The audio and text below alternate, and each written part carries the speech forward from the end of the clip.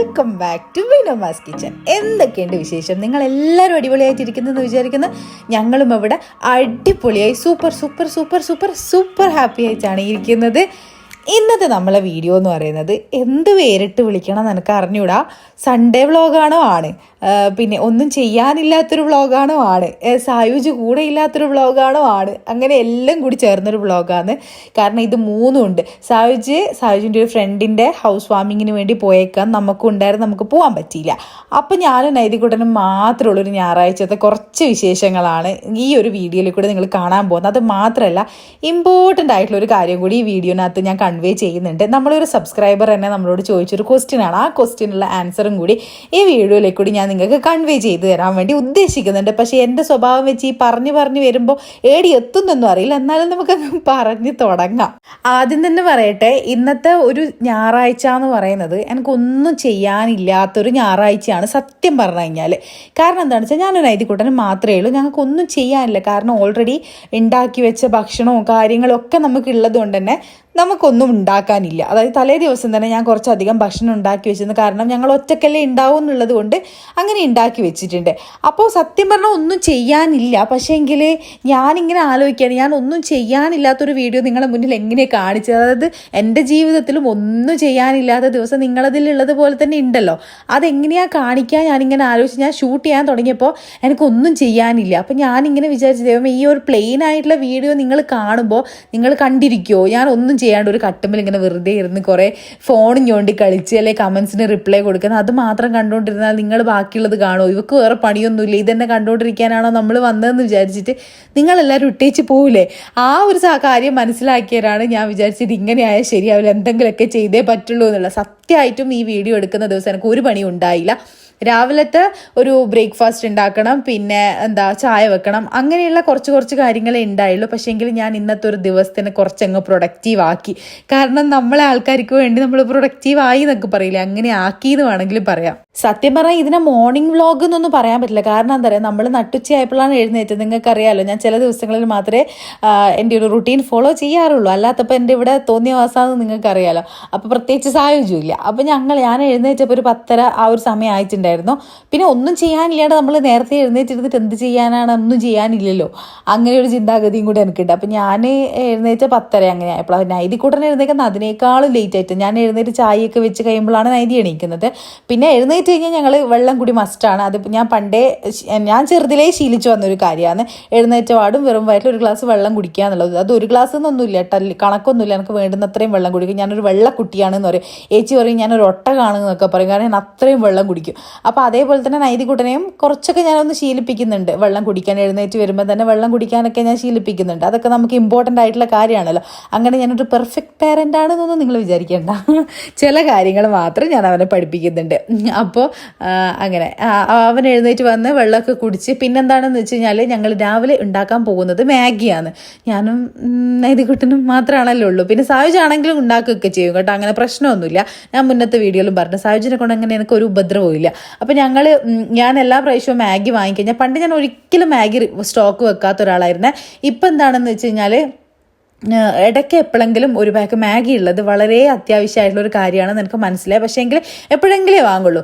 അപ്പോൾ വാങ്ങിയാൽ ഞാൻ എന്താ ചെയ്യുകയെന്ന് വെച്ചാൽ, അതിനകത്ത് 4 ഇതുണ്ടെങ്കിൽ അതിനകത്ത് 3 എണ്ണം ഉണ്ടാക്കിയതിന് ശേഷം 1 ഞാൻ എന്തായാലും അവിടെ ബാക്കി വെക്കും. കാരണം എപ്പോഴെങ്കിലും ഞാൻ നൈതികുട്ടനെ മാത്രമാകുന്ന സമയത്ത് നമുക്കതെടുത്ത് പ്രയോഗിക്കാൻ വേണ്ടിയിട്ട്. അപ്പോൾ അങ്ങനെ ഒരു ദിവസമാണ് ഇന്ന്. അപ്പോൾ ആ ഒരു ഇതിനെ കൊണ്ട് ഞാൻ നൈതികുട്ടനെ സുഖമായി കഴിക്കും. പിന്നെ എന്താണെന്ന് അറിയില്ല, ഇപ്പോൾ കുറച്ച് ദിവസമായിട്ട് എനിക്ക് ഭക്ഷണത്തിനോടൊന്നും വലിയൊരു താല്പര്യമില്ല. എന്തുകൊണ്ടാണെന്ന് അറിയില്ല. പ്രത്യേകിച്ച് ചില ഭക്ഷണങ്ങളോട് വലിയ താല്പര്യം. എനിക്ക് ഈ മീൻകറിയും ചോറൊക്കെ തിന്നാൻ തോന്നുന്നുണ്ട്, അല്ലാത്തത് ഒന്നും തിന്നാൻ തോന്നില്ല. ഇനി ഇതൊക്കെ കേട്ടിട്ട് നിങ്ങൾ വേറെ വല്ലതും ആണോ എന്നൊന്നും ചോദിക്കരുത്, അതൊന്നുമല്ല. ഇത് സാധാ ഒരു ഭക്ഷണത്തിനോടുള്ള ഒരു ഇഷ്ടമില്ലായ്മ മാത്രമാണ്.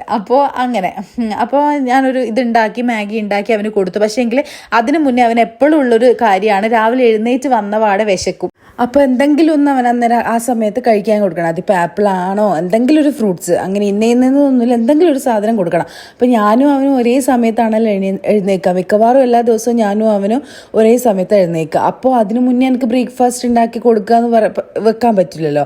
അപ്പോൾ ഞാനത് ചെയ്യുന്നത് വെച്ചാൽ രാവിലെ എഴുന്നേറ്റപാട് എന്തെങ്കിലും ഒരു ഫ്രൂട്ട്സ് ഇതുപോലെ കട്ട് ചെയ്ത് കൊടുത്തു കഴിഞ്ഞാൽ അവൻ അവിടെ ഇരുന്ന് കഴിക്കും.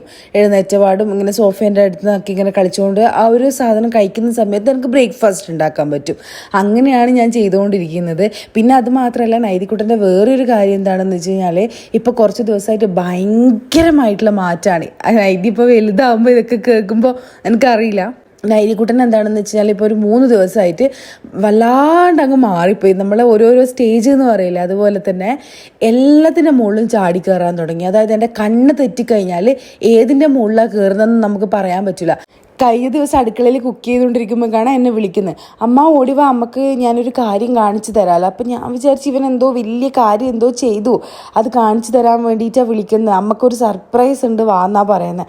അപ്പോൾ ഇവൻ എന്താണെന്ന് വെച്ചാൽ ഇവനും മനസ്സിൽ അങ്ങനെ വിചാരിക്കുന്നു, ഇവൻ മഹത്തായ എന്തോ ഒരു കാര്യം ചെയ്ത് അത് അമ്മേനെ കാണിക്കണം എന്നുള്ള രീതിയിലാണ്. അമ്മേനെ ഇപ്പോൾ കാണിച്ച അമ്മ എന്നെ അങ്ങ് അപ്രിഷ്യേറ്റ് ചെയ്യും എന്നുള്ള രീതിയിലാണ് വിളിക്കുന്നത്. അപ്പോൾ സാധാരണ ഇവൻ എന്തെങ്കിലുമൊക്കെ ഉണ്ടാക്കി കഴിഞ്ഞാൽ, അതായത് ബാറ്ററീനെ കൊണ്ട് വീടോ അല്ലെങ്കിൽ കാറൊക്കെ വെച്ചിട്ട് ഇങ്ങനെ എന്തെങ്കിലുമൊക്കെ ഉണ്ടാക്കും. അപ്പോൾ എന്നെ ഇങ്ങനെ വിളിച്ച് കാണിച്ചാൽ നമ്മൾ അതിനെ അപ്രിഷ്യേറ്റ് ചെയ്യുമല്ലോ.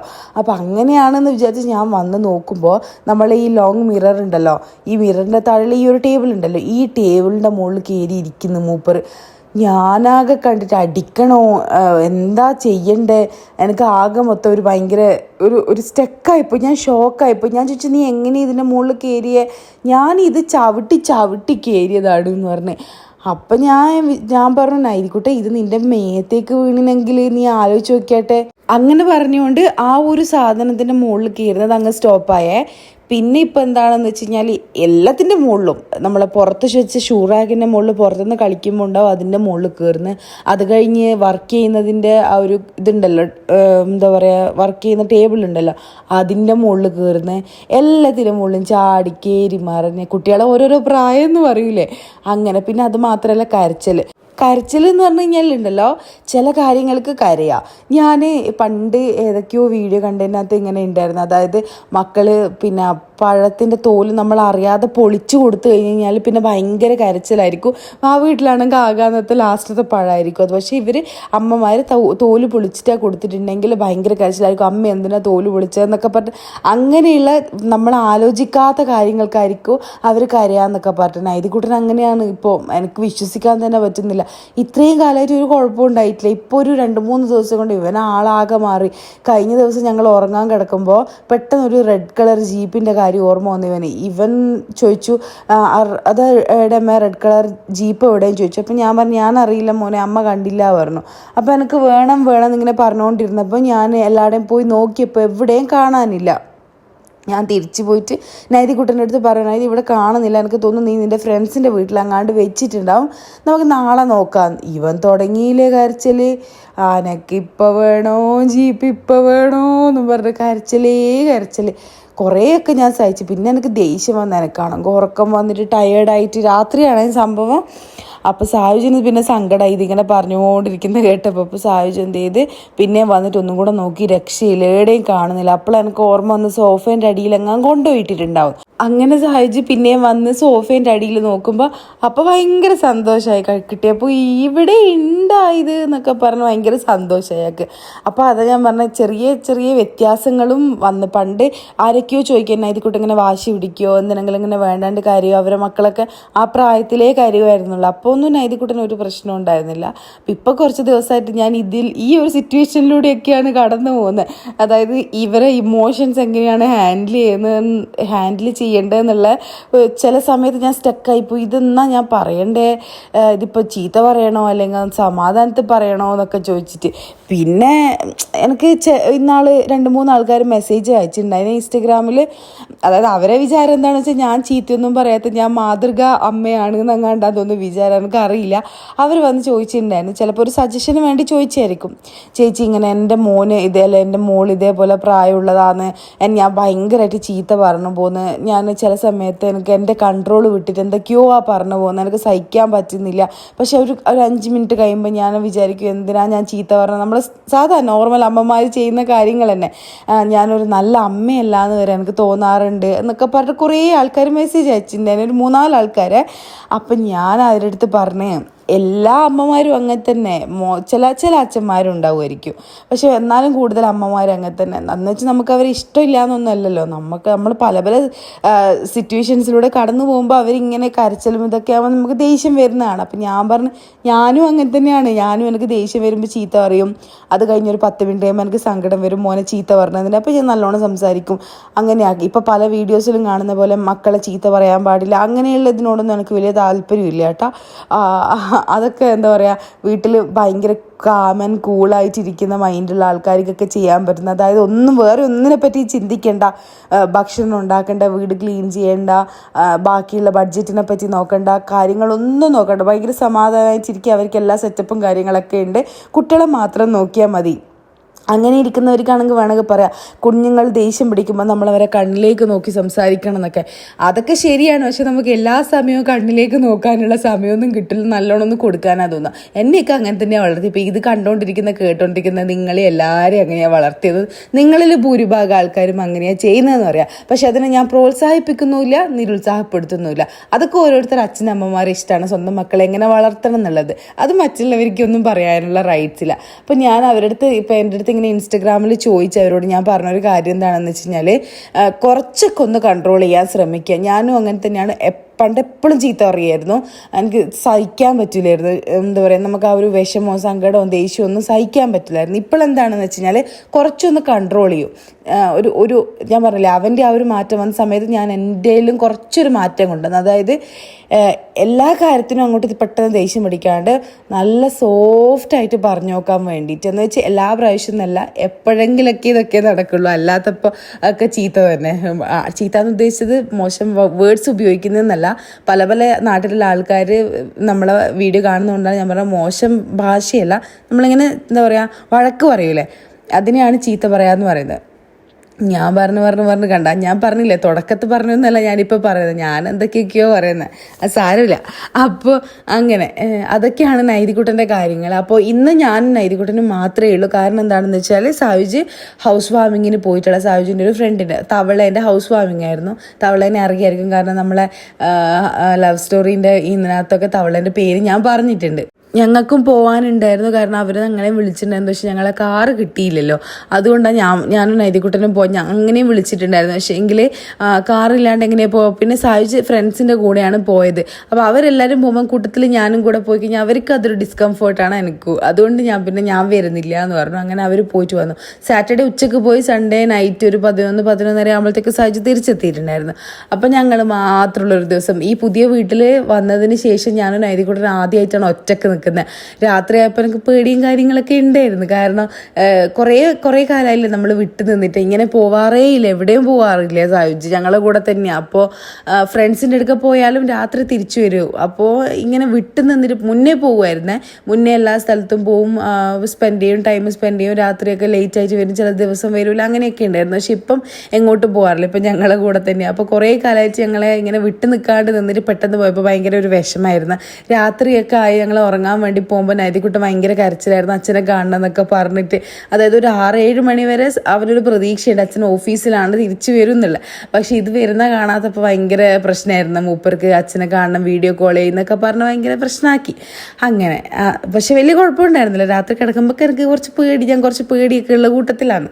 അങ്ങനെ പിന്നെ എല്ലാവരുടെയും ഒന്ന് സെർച്ച് ചെയ്ത് എക്സ്ട്രാ ആൾക്കാരൊന്നും വീട്ടിലില്ല എന്ന് ഉറപ്പ് വരുത്തിയതിന് ശേഷം ഞാൻ കിടന്നുറങ്ങി.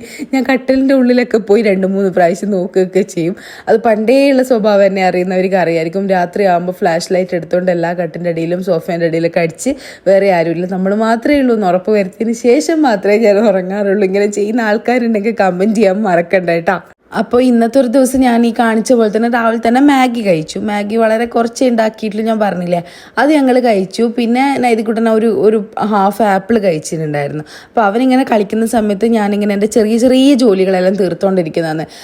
അപ്പോൾ അതിനിടയിൽ ഒരു കാര്യം പറയട്ടെ, നമ്മളൊരു സബ്സ്ക്രൈബർ ചോദിച്ചായിരുന്നു എങ്ങനെയാണ് ഈ ഡെയിലി റുട്ടീൻസൊക്കെ നമുക്ക് എപ്പോഴും ഫോളോ ചെയ്യാൻ പറ്റുന്നത്. ഞാൻ ഇതിന് മുന്നേ പിന്നെ അതായത് ഈ നമ്മളെ സബ്സ്ക്രൈബർ ഇതിന് മുന്നേ റുട്ടീൻസൊക്കെ ഫോളോ ചെയ്തിട്ടുണ്ടായിരുന്നു. പക്ഷേ പുതിയൊരു സ്ഥലത്തേക്ക് ഇപ്പോൾ ഷിഫ്റ്റ് ആയതിനു ശേഷം ഭയങ്കര മടിയാണ്. ഒരു ദിവസം ക്ലീൻ ചെയ്ത് കഴിഞ്ഞാൽ പിറ്റേ ദിവസം ക്ലീൻ ചെയ്യാൻ തോന്നൂല, ഭയങ്കര മടിയാണ്. എങ്ങനെയാണ്, അതിന് വല്ല എന്തെങ്കിലും ഇതുണ്ടോ എന്നൊക്കെ ചോദിച്ചിട്ട് നമുക്ക് കമൻറ്റ് ചെയ്തിട്ടുണ്ട്. അപ്പം ഞാൻ വിചാരിച്ചു അതൊരു വീഡിയോയിൽ തന്നെ പറയണം. കാരണം ഒരു റിപ്ലൈ ആയി കൊടുക്കുന്നതിനേക്കാളും കൂടുതൽ നല്ലത് നമുക്ക് ഒരു വീഡിയോയിലൂടെ സംസാരിക്കുന്നതായിരിക്കും തോന്നി. കാരണം എന്താണെന്നറിയോ, നിങ്ങളിപ്പോൾ ഈ കണ്ടുകൊണ്ടിരിക്കുന്ന ഞാൻ അപ്ലോഡ് ചെയ്യുന്ന ഡെയിലി റുട്ടീൻ ആണെങ്കിലും എന്ത് റുട്ടീൻ ആണെങ്കിലും ശരി, അതൊന്നും നമ്മുടെ ജീവിതത്തിൽ എല്ലാ ദിവസവും നമുക്ക് ഫോളോ ചെയ്ത് വരാൻ പറ്റുന്നൊരു കാര്യമല്ല. ഇപ്പം നമ്മളൊരു 4 മണിക്കോ 5 മണിക്കോ ഒരു 3 ദിവസം എഴുന്നേറ്റിട്ടുണ്ടെങ്കിൽ ചില ദിവസം അങ്ങനെ ആവുകയില്ല. ചില ദിവസം നമ്മൾ കംപ്ലീറ്റ് ആയിട്ട് മടി പിടിച്ച് എന്താ പറയുക, പുതപ്പിൻ്റെ ഉള്ളിൽ ചുരുണ്ടുകൂടി കിടക്കാൻ ആഗ്രഹിക്കുന്ന ദിവസങ്ങളുണ്ടാവില്ലേ. അതുകൊണ്ട് ആരും ഞാൻ മനസ്സിലാക്കിയെടുത്തോളം നമ്മൾ ഈ കാണുന്ന ഈ മോർണിംഗ് വ്ളോഗ്, ഈവനിങ് വ്ളോഗ്, അല്ലെങ്കിൽ എന്താ പറയുക സൺഡേ റുട്ടീൻ, അല്ലെങ്കിൽ അതൊക്കെ എന്ന് പറയുന്നത് നമുക്ക് എല്ലാ സൺഡേയും അല്ലെങ്കിൽ എല്ലാ ഫ്രൈഡേയും ചെയ്യാൻ പറ്റുന്ന കാര്യമില്ല. ഞാനൊരു എക്സാമ്പിൾ പറയാം. അതായത് ഈ വീഡിയോനകത്ത് തന്നെ ഞാൻ നിലം തുടക്കുന്നതും നമ്മളെ കാർപ്പറ്റ് കഴുകുന്നതും അല്ല ഈ സൺഡേ ആണ്. സാധാരണ ഞാൻ അതൊക്കെ ചെയ്യുന്നത് ഫ്രൈഡേ ആണ് എൻ്റെ ക്ലീനിങ് ഡേ. അന്നാണ് ഞാൻ ഈ കാര്യങ്ങളൊക്കെ ചെയ്യുന്നത്. പക്ഷെ കഴിഞ്ഞ ഫ്രൈഡേയിൽ എനിക്ക് ഭയങ്കര ടയേർഡ്നെസ്സും മടിയുള്ളത് കൊണ്ട് തന്നെ ഞാൻ അതൊന്നും ചെയ്തില്ല. ഞാൻ അല്ലറ ചില്ലറ ക്ലീനിങ് മാത്രം ചെയ്തു. ഇതൊക്കെ അങ്ങോട്ടേക്ക് പെൻഡിങ് വെച്ച്. അങ്ങനെയുള്ള ദിവസങ്ങൾ നമ്മളെ ലൈഫിൽ ഉണ്ടാവും. പക്ഷെ എന്ന് വെച്ച് നമ്മളങ്ങനെ വിഷമിക്കേണ്ട ആവശ്യമോ, എല്ലാവരും ഡെയിലി റുട്ടീൻസൊക്കെ ഫോളോ ചെയ്യുന്നുണ്ട്, എനിക്ക് ഫോളോ ചെയ്യാൻ പറ്റുന്നില്ല, അങ്ങനെയൊന്നും വിഷമിക്കേണ്ട ആവശ്യമില്ല. നമ്മളും നിങ്ങളെ പോലെ തന്നെയാണ്, നിങ്ങളും നമ്മളെ പോലെ തന്നെയാണ്, നമ്മളെല്ലാവരും ഒരുപോലെ തന്നെ. അതായത് എല്ലാ ദിവസവും ഒരേപോലെയല്ല. ചില ദിവസം ഭയങ്കര മടിയായിരിക്കും. ഇന്നത്തെ ദിവസം തന്നെ സത്യം പറഞ്ഞാൽ എനിക്ക് ഒന്നും ചെയ്യാനുള്ള മൂഡും ഒന്നും ചെയ്യാനുള്ള കാര്യങ്ങളും ഉണ്ടായിരുന്നില്ല. പക്ഷേ എങ്കിൽ എനിക്കിങ്ങനെ വീഡിയോ എടുക്കേണ്ട ഒരു അവസ്ഥയുള്ളത് കൊണ്ട് വെറുതെ ഇരുന്ന് ഞാൻ ഏതൊരു സോഫയിലോ ബെഡിലോ ഇരുന്ന് വെറുതെ സമയം സ്പെൻഡ് ചെയ്യുന്ന ഒരു ട്രൈപ്പോഡും വെച്ച് നിങ്ങളെ കാണിച്ചാൽ നിങ്ങൾ കണ്ടിരിക്കുമോ, നിങ്ങൾ എഴുന്നേറ്റ് പോകില്ലേ ഇവക്ക് വട്ടാടെന്നും പറഞ്ഞിട്ട്. അതുകൊണ്ട് മാത്രമാണ് ഞാൻ പിന്നെ പെൻഡിങ്ങിലുള്ള ചെറിയ ചെറിയ കാര്യങ്ങൾ തീർക്കാമെന്ന് പറഞ്ഞത്. സത്യം പറഞ്ഞാൽ നിങ്ങൾക്ക് വേണ്ടി ഞാൻ പ്രൊഡക്റ്റീവായി എന്ന് വേണമെങ്കിൽ പറയാം. അതുകൊണ്ട് നമ്മളോട് അത് ചോദിച്ച സബ്സ്ക്രൈബറിൻ്റെ അടുത്ത് എനിക്ക് പറയാനുള്ള കാര്യം എന്താണെന്ന് വെച്ചാൽ, വിഷമിക്കേണ്ട ആവശ്യമില്ല. ഇന്നത് ചെയ്തില്ലെങ്കിൽ ഓക്കെ, നാളെ മടിയാണോ നിങ്ങൾ ചെയ്യണ്ട. പക്ഷേങ്കിൽ ആഴ്ചയിൽ ഒരു ദിവസം നമ്മൾ ഫിക്സ് ചെയ്യുന്നത് ചെയ്യാൻ ശ്രമിക്കുക. അതും ചെയ്യാൻ പറ്റിയില്ലെങ്കിൽ കുഴപ്പമില്ല, അതിൻ്റെ തൊട്ടപ്പുറത്തെ ദിവസം ചെയ്താൽ മതി. ഇന്നിപ്പോൾ എന്നെ കാണുന്നില്ലേ, ഫ്രൈഡേ ക്ലീനിങ് ഡേ ആണ്. ആ ദിവസം ചെയ്യാനുള്ള പല കാര്യങ്ങളിൽ ചില കാര്യങ്ങൾ ഞാൻ ചെയ്തില്ല. അത് ഞാൻ സൺഡേയിലേക്ക് മാറ്റി വെച്ച്. എനിക്ക് സാറ്റർഡേ ചെയ്യാനും മടിയായിരുന്നത് ഫ്രൈഡേ ബാക്കിയുള്ള ഇതുപോലെ പെൻഡിങ് വെച്ചത് ഫ്രൈഡേ തന്നെ ചെയ്ത് തീർക്കാൻ പറ്റുന്നതേ ഉണ്ടായുള്ളൂ. പക്ഷെ എനിക്ക് മടിയായതുകൊണ്ടും ടയർഡ്നെസ് ഉള്ളതുകൊണ്ടും ഞാൻ ചെയ്തില്ല.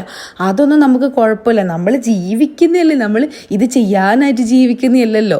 അതുകൊണ്ട് കുഴപ്പമില്ല. അതുകൊണ്ട് അവർ പറഞ്ഞിട്ടുണ്ടായിരുന്നു ഇന്ന് ക്ലീൻ ചെയ്ത് ഞാൻ നാളെ ക്ലീൻ ചെയ്യാൻ മടിയാണെന്നത്. പിന്നെ ഒരു കാര്യം എന്ന് വെച്ചാൽ നമുക്കിങ്ങനെ മടി വന്നുകൊണ്ടിരിക്കുമ്പം അത് ഡെയിലി ആ ഒരു കാര്യം ചെയ്യുന്നതുകൊണ്ടാണ് എന്നാണ് എനിക്ക് തോന്നുന്നത്. കാരണം ഇനിയിപ്പോൾ ഇത് ചെയ്യണമല്ലോ എന്ന് വിചാരിച്ചിട്ടുള്ള ആ ഒരു മെൻറ്റാലിറ്റി നമ്മൾ അങ്ങോട്ട് മാറ്റിയിട്ട് ആഴ്ചയിൽ ഒരു ദിവസം ഇന്നിപ്പോൾ നമ്മളൊരു സ്ഥലത്ത് പൊടി കണ്ട് അത് ഇന്ന് തുടക്കേണ്ടതല്ല, അത് എനിക്ക് വെള്ളിയാഴ്ച ദിവസം ഉണ്ടല്ലോ അന്ന് തുടക്കാമെന്ന് നമ്മൾ വിചാരിക്കുന്നതിൽ വലിയ തെറ്റൊന്നുമില്ല. എൻ്റെ അച്ഛൻ എൻ്റെ അടുത്ത് പറയുന്ന ഒരു കാര്യം എന്താണെന്ന് അറിയുമോ, ചെറിയ ചെറിയ ജോലികൾ അപ്പം തീർത്ത് കഴിഞ്ഞാൽ നമുക്ക് എല്ലാം കൂടെ ഒരുമിച്ച് ചെയ്യേണ്ട ആവശ്യമില്ല, വരൂല എന്നാണ് അച്ഛൻ പറയുക. പക്ഷേ എനിക്ക് എങ്ങനെയാണെന്ന് അറിയാമോ, എല്ലാം കൂടി ഒറ്റ ദിവസം ചെയ്താലാണ് എനിക്ക് കംപ്ലീറ്റ് സാറ്റിസ്ഫാക്ഷൻ കിട്ടുള്ളൂ. ഓരോ ദിവസം ഈ വീട്ടിൻ്റെ അകത്ത് ബാത്റൂം കഴുകാൻ നിന്ന് കഴിഞ്ഞാൽ ആ ബാത്റൂം കഴുകുന്നതും വേറെ തന്നെ സമയം സ്പെൻഡ് ചെയ്യേണ്ടി വരും. അല്ലാണ്ട് ഒരു ഫ്രൈഡേ ക്ലീൻ ചെയ്യുന്ന സമയത്തും ബാത്റൂം കഴുകാൻ വേണ്ടി ഞാൻ ടൈം സ്പെൻഡ് ചെയ്യേണ്ടി വരും. കാരണം അങ്ങനെയാണല്ലോ, നമ്മൾ മാത്രം കൂടുതൽ ശ്രദ്ധിക്കുക, മറ്റുള്ളവർ അത്രയും നമ്മൾ ബോധേഡാവുന്ന അത്രയും ബാത്റൂമിനെ പറ്റിയിട്ടും അല്ലെങ്കിൽ പൊടിയുള്ളതിനെ പറ്റിയിട്ട് അവർ ബോധേഡല്ല. അതായത് ഇവിടെ ഞാൻ സാഹചര്യം പറ്റിയിട്ട് തന്നെയാണ് പറയുന്നത്. അപ്പോൾ ഞാൻ എല്ലാ ദിവസവും അതിനു വേണ്ടി സ്പെൻഡ് ചെയ്യുന്നത്. പിന്നെ എന്തായാലും ഫ്രൈഡേ എനിക്ക് വീണ്ടും സ്പെൻഡ് ചെയ്യണം.